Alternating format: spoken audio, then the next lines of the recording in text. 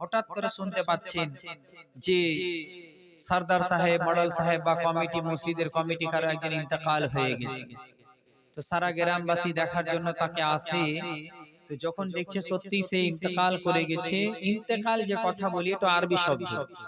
ইন্তেকাল কথার অর্থ হচ্ছে মুনতাকিল, এক জায়গা থেকে অন্য জায়গা হচ্ছে পরিবর্তন করা, মুনতাকিল করা, গমন করা। বুঝতে পেরেছেন? তো ওই ব্যক্তি যখন মৃত্যুবরণ করে, তো তাকে যখন দেখতে আসে তখন কিন্তু আচ্ছা বলুন দিল থেকে একটু উত্তর দিবেন, আজ পর্যন্ত দেখতে গিয়ে তাকে কেউ সালাম দিয়েছেন? সালাম দিইনি। যখন ওই মুর্দা ব্যক্তিকে যখন গোসল দেওয়া হয়, কেউ সালাম দিয়েছে? দেয়নি। যখন মুর্দা ব্যক্তিকে যখন কাফন পড়ানো হয়, কেউ সালাম দেয়? দেয় না। যখন কাফন পরিয়ে এবার তাকে জানাজার জায়গায় নিয়ে যাওয়া হয়, তাকে কেউ সালাম দেয়? দেয় না। যখন জানাজার নামাজ পড়া হয়, জানাজার নামাজ পড়ে যখন কবরে দাফন করি, তখন কেউ সালাম দিই না। দাফন করে কমপ্লিট করে যখন ফিরে আসি তখন বলি কি, আসসালামু আলাইকুম ইয়া আহলাল কবর। জোরে বলুন, হে কবরবাসীরা, তোমাদের প্রতি, তোমাদের উপরে শান্তি বর্ষিত হোক।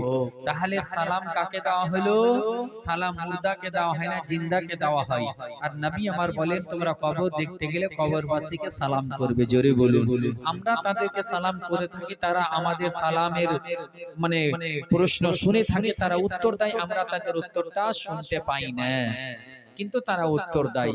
আজ জেনে মুহতারাম, আপনারা সকলে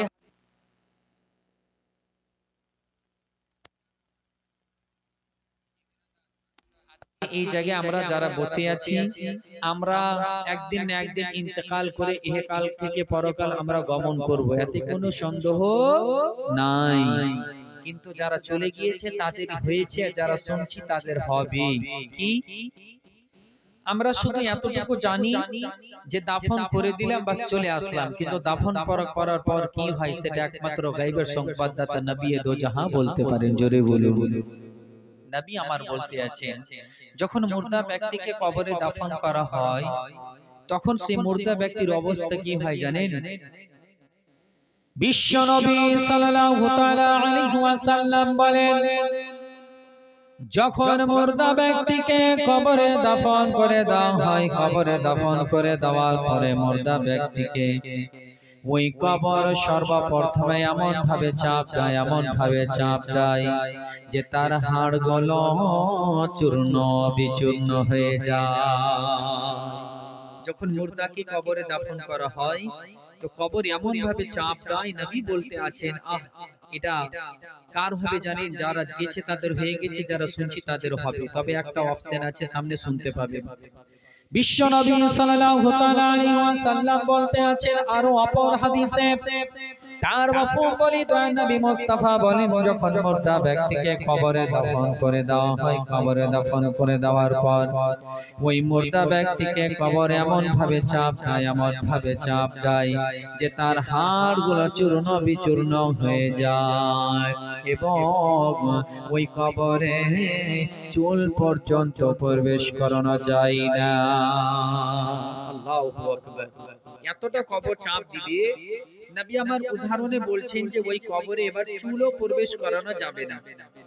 এবার ভাবুন যে ওই মানুষের অবস্থা কি হবে। তবে একটা কথা বলি বাপ, একটা কয়েদিকে যখন কোন পুলিশ ধরে তো আদর করে ধরে না, যেখানে হাত দিবে সেখানে ব্যথা করবে, আছে কিনা? আর মা যখন সন্তানকে জড়িয়ে ধরে, যেমনই ধরবে বাচ্চা কান্না থেকে চুপ হয়ে যায়, আদর পেয়ে যায়। জোরে বলে। তো মা যখন ধরলো জড়িয়ে, তো বাচ্চা চুপ হয়ে গেল। আর পুলিশ যখন একটা কয়েদিকে ধরে তো কান্না করতে লেগে যায়। তো দুটার মধ্যে পার্থক্য আছে, এ ধরছে আযাব দেওয়ার জন্য আর এ ধরছে আদর দেওয়ার জন্য। জোরে বলুন। তো মুমিন ব্যক্তিকে যখন কবরে রাখা যায় তার আপনার চাপ আলাদা, আর যখন মুর্দা ব্যক্তি যখন মুনকির হয়, কাফের হয়, মুশরিক হয়, যখন আপনার দেখা গেল মুনাফিক হয়, তো তার চাপ আলাদা হয়। আল্লাহু আকবার। তবে চাপ সবারই হয়, এই চাপ থেকে বাঁচার জন্য কি করতে হবে? হাদিস শুনুন। হযরত সাআদ ইবনে মাস রাদিয়াল্লাহু তাআলা আনহু এমন জায়েদ আপনার সাহাবী, এমন সাহাবী যার এমন ফজিলত বর্ণনা করা হয়েছে। যখন হযরতে সাঈদ ইবনে মায রাদিয়াল্লাহু তাআলা আনহু ইন্তেকাল করেন, আমার নবী বলতে আছেন যে সাঈদ ইবনে মাযের জানাজার নামাজে আসমান থেকে ৭০,০০০ ফেরেশতা অংশগ্রহণ করেছেন। জোরে বলুন সুবহানাল্লাহ। অপর জায়গাতে বলতে আছেন যে হযরতে সাঈদ ইবনে মায রাদিয়াল্লাহু তাআলা আনহু জানাজার নামাজে এত অসংখ্য ফেরেশতা এসেছিলেন যে আসমান থেকে অবতীর্ণ হওয়ার কারণে সূর্যের আলো দুনিয়ায় পৌঁছাতে পারেনি, অন্ধকার হয়ে গিয়েছিল। এজন্যই ঝাঁকে ঝাঁকে ফেরেশতা আসার কারণে।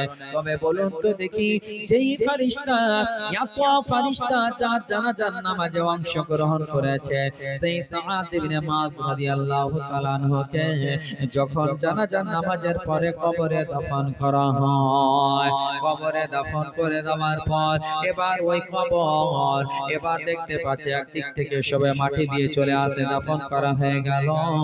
নবী দো জাহাঁ সরওয়ারে কাউন মাকা বিশ্ব নবী সাল্লাল্লাহু তাআলা আলাইহি ওয়াসাল্লাম হযরতে সাঈদ ইবনে মায রাদিয়াল্লাহু তাআলা আনহু কবরের কাছে দাঁড় হয়ে আছেন। আমার নবী মুস্তাফাতে আমার নবীকে দেখার জন্য সাহাবীগণ দাঁড় হয়ে আছেন। কারণটা কি? আমার নবী ওই জায়গায় কেন দাঁড় হয়ে আছে? হঠাৎ করে দেখতে পেলেন আমার বিশ্ব নবী সাল্লাল্লাহু তাআলা আলাইহি ওয়াসাল্লামের চেহারা মোবারকের রং পরিবর্তন হয়ে গেল, এমন পরিবর্তন হয়ে গেল, এমন পরিবর্তন হয়ে গেল। উদাহরণ স্বরূপে বলা হয়, যেমন আনারের রস যদি চেহারা দিয়ে দেওয়া হয় যেমন রং হয়ে যায় তেমন রং হয়ে গেল। হঠাৎ করে দেখতে পেলাম আমার বিশ্ব নবী সাঈদ ইবনে মাযের কবরখানা ধরে তাকবীর লাগাতে শুরু করলেন। আল্লাহু আকবার, সুবহানাল্লাহ, আলহামদুলিল্লাহ পাঠ করতে আছেন। riwayate বর্ণনা করতে আছে সাহাবীগণেরা আমার বিশ্ব নবী যেমন তাসবিহ পাঠ করেন, সাহাবীগণেরাও আমার নবীর শুনে শুনে তাসবিহ পাঠ করতে আরম্ভ করলেন। হঠাৎ করে তাসবিহ পাঠ করতে করতে তারপর আমার নবী মুস্তাফা সাল্লাল্লাহু তাআলা আলাইহি ওয়াসাল্লামের মা তাসবিহ পাঠ করা বন্ধ করে দিলেন। কিছুক্ষণ পর এবার আমার নবী মুস্তাফার চেহারা মোবারক খানা দেখতে লাগলেন, যেমন ছিল তেমন হয়ে গেল। জোরে বলুন। সাহাবীগণেরা জিজ্ঞাসা করতে লাগলেন, ইয়া রাসূলুল্লাহ, ইয়া হাবিবাল্লাহ, ফিদাকা উম্মি, হুজুর আপনার পদতলে আমাদের পিতামাতা কুরবান। হুজুর একটা আমাদের জানার বিষয় ছিল। নবী আমার বললেন, বলো বলো। বলে, ইয়া রাসূলুল্লাহ, ইয়া হাবিবাল্লাহ, নবী গো, হুজুর আজকে আমরা ব্যাপারটা বুঝতে পারলাম না। বলে, কি হয়েছে বলো। বলে, ইয়া রাসূলুল্লাহ, হঠাৎ করে আপনার চেহারাখানা দেখলাম রং পরিবর্তন হয়ে গেল। আপনি সাঈদ ইবনে মাযের কবরখানা ধরে তাসবিহ পাঠ করছিলেন হুজুর, তার সঙ্গে আমরা পাঠ করলাম, আবার আপনি তাসবিহ পাঠ করা বন্ধ করে দিলেন। আপনার চেহারা রং তেমনই হয়ে গেল হুজুর, কারণটা কি? হুজুর আপনাকে দেখলাম আপনি তাসবিহ পাঠ করছিলেন, তাসবিহ বন্ধ করলেন, আপনার চেহারার রং পরিবর্তন হয়ে গিয়েছিল হুজুর, কারণটা কি?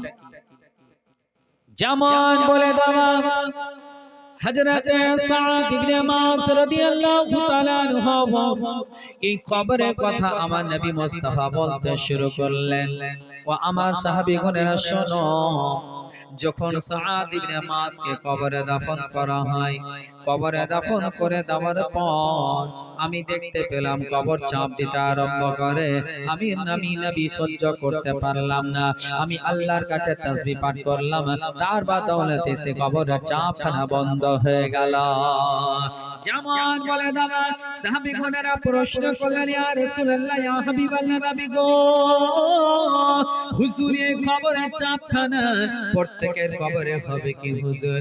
আমার নবী মুস্তাফা বলতে আছেন, ও আমার সাহাবীগণেরা শোনো, আজ যদি কেউ কবরের চাপ থেকে রেহাই পেত, সর্বপ্রথমে সাঈদ ইবনে মায কবর থেকে চাপ থেকে রেহাই পেত।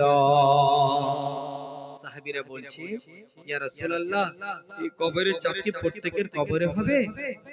আমার নবী বলছেন, হে আমার সাহাবীরা শোনো, এই কবরের চাপ যদি সর্বপ্রথমে যদি কেউ রেহাই পেত তো সাঈদ ইবনে মায পেত। যেমন বলে দাও সাহাবীগণেরা বলতে লাগলেন, ইয়া রাসূলুল্লাহ, ইয়া হাবিবাল্লাহ, নবী গো, তাহলে হুজুর আপনি আজকে সাদ ইবনে মুআযের কবরে আছেন, আজকে আমাদের কবরে যদি কালকে আপনি না থাকেন হুজুর, আমাদের কি অবস্থা হবে? যেমন বলে দেওয়া আমার বিশ্ব নবী সাল্লাল্লাহু তাআলা আলাইহি ওয়াসাল্লাম